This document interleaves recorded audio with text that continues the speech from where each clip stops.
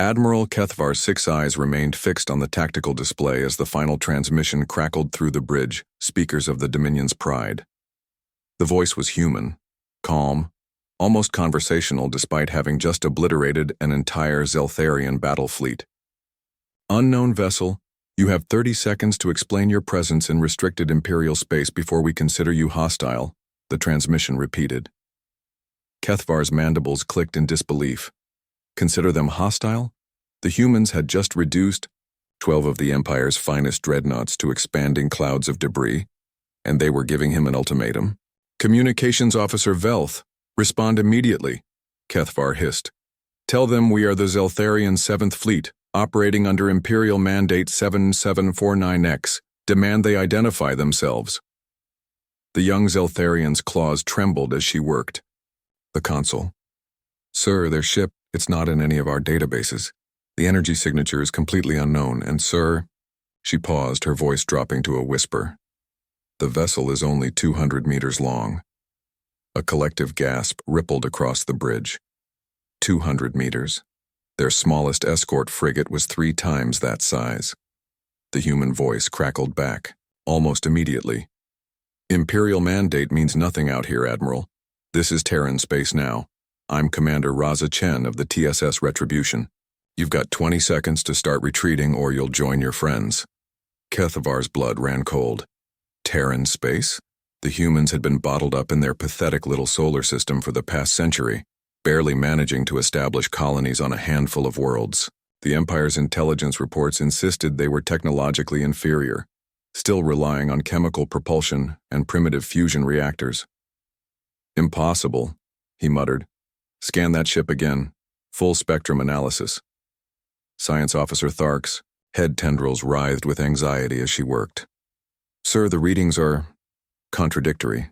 The ship appears to be constructed of materials we don't recognize.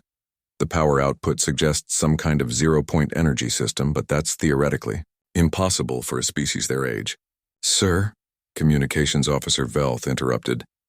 Incoming transmission from the human vessel. It's a data package. Display it, Kethvar commanded. The holographic projector shimmered to life, revealing the interior of what appeared to be the human ship's bridge.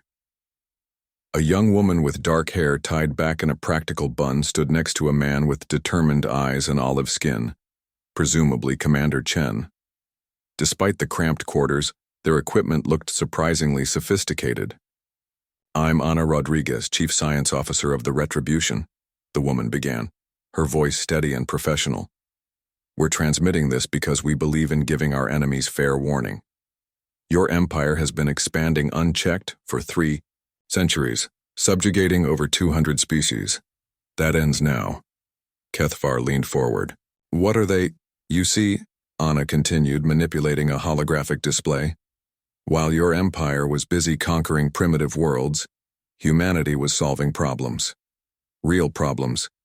We cracked zero-point energy extraction 15 years ago, mastered controlled singularity manipulation 8 years ago, and 3 years ago we achieved something your empire's greatest mind said was impossible.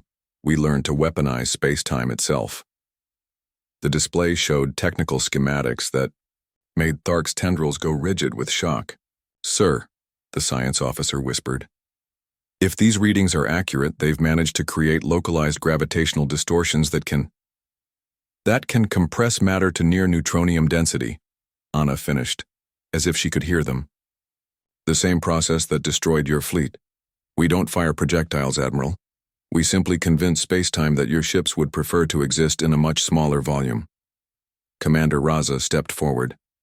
The thing is, Admiral, we don't want to be conquerors like you. We're offering you a choice.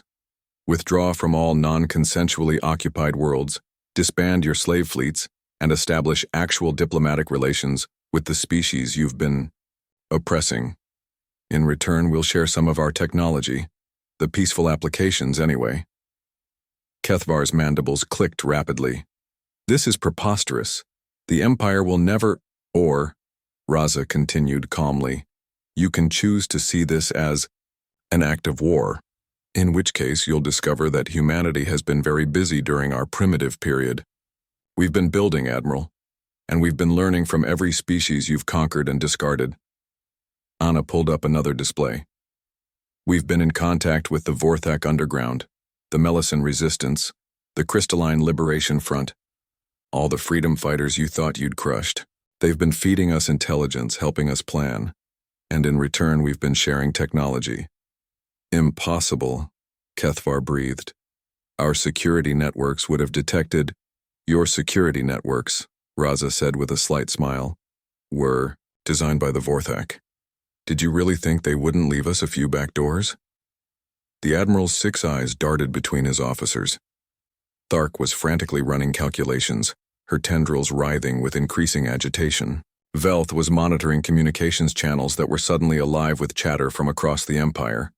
Reports of human ships appearing in system after system, demands for surrender, offers of alliance to subjugated species. This is coordinated, Kethvar realized aloud. How many ships do you have? Enough, Anna replied simply. But here's the beautiful part, Admiral. We don't need to defeat your entire empire in battle. We just need to convince your subject species that they don't have to be subjects anymore. As if summoned by her words, Thark looked up from her console with horror-filled eyes. Sir, we're receiving reports from across the Empire. 17 worlds have declared independence in the past hour. The subject species they're fighting back. With human technology. Raza nodded respectfully. We're not conquerors, Admiral. We're liberators. The choice is still yours. Join the community of free worlds we're building, or fight a war you cannot win against an enemy you cannot comprehend. The transmission ended, leaving the bridge of the Dominion's Pride in stunned silence. Kethvar stared at the tactical display, where a single small human ship waited patiently among the debris of his fleet. For the first time in his military career, the Admiral of the Zeltharian Empire was truly afraid. Communications, he said quietly. Open a channel to Imperial Command. Tell them. He paused, his mandibles clicking slowly. Tell them we need to discuss terms. In the depths of space, the TSS Retribution maintained its position, its crew watching and waiting as the galaxy's balance of power shifted forever.